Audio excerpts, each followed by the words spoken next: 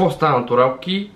Днес ще ви дам 6 причини, поради които вие си контузвате рамената, когато правите лег или лежанка. Ако рамената ти те болят, когато правиш лежанка, ти реално не знаеш как да изпълняваш лежанка по правилен начин.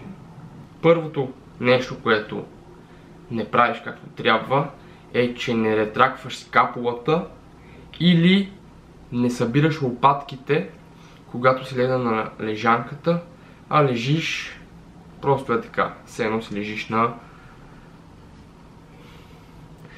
леглото. И тогава имаш опасност от контузия в рамената става, защото е в неправилна позиция под такъв 90 градусов ъгъл, което контузва рамената става и реално даже напрягаш повече предното рамо, отколкото гърдите, а те са ти целта.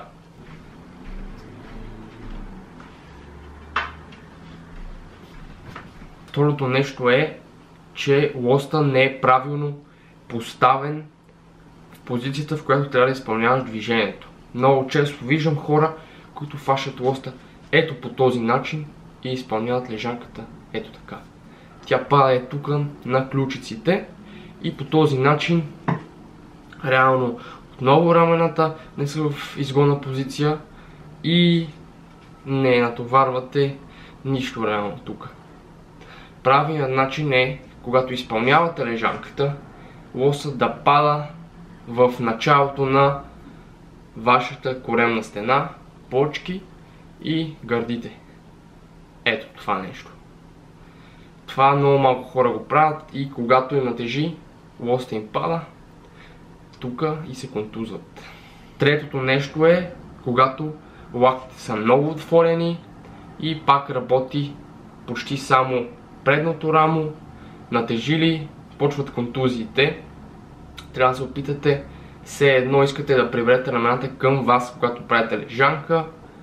Ето по този начин. Друга грешка е, четвъртата на брой, че когато правите лежанка, хващате прекалено широко лоста. И тогава се получава това, че китката, лакътя и рамото, това правило запомнете, трябва да са в една линия. Когато го фанете доста широко, те не са.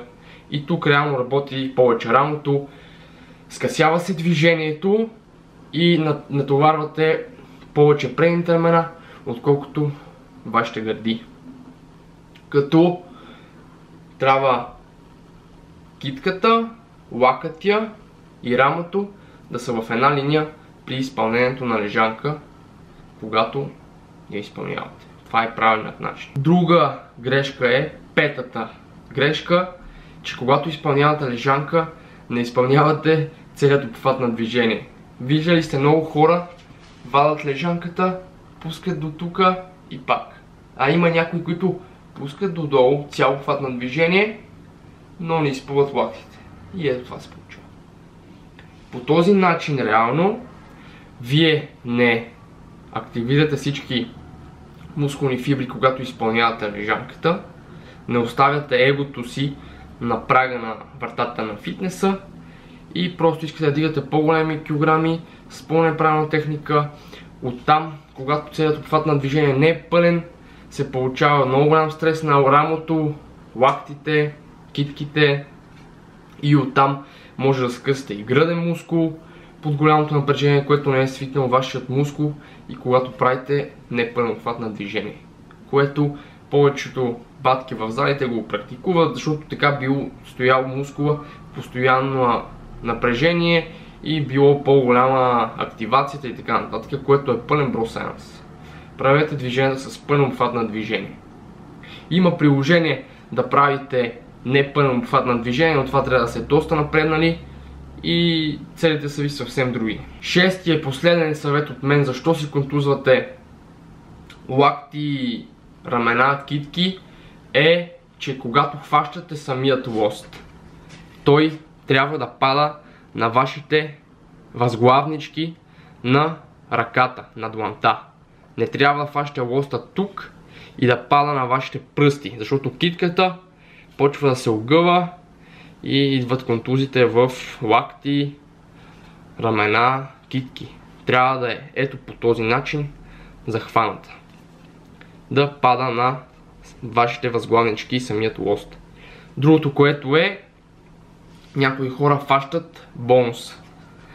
Ето по този начин. Suicide Grip, самоубийствения хват, по който лоста пада и пада директно на врата и мрете. Буквално това е. Трябва да го заключите и да пада на вашите възглавнички. Натуралки, това беше от мене за вас, за този клип. Ако ви е бил от полза, дайте един палец нагоре. Абонирайте се за канала ми. Долу в описанието с социалните мрежи може да ме последвате в Instagram. И това е. До скоро. Ще се видим в следващия клип.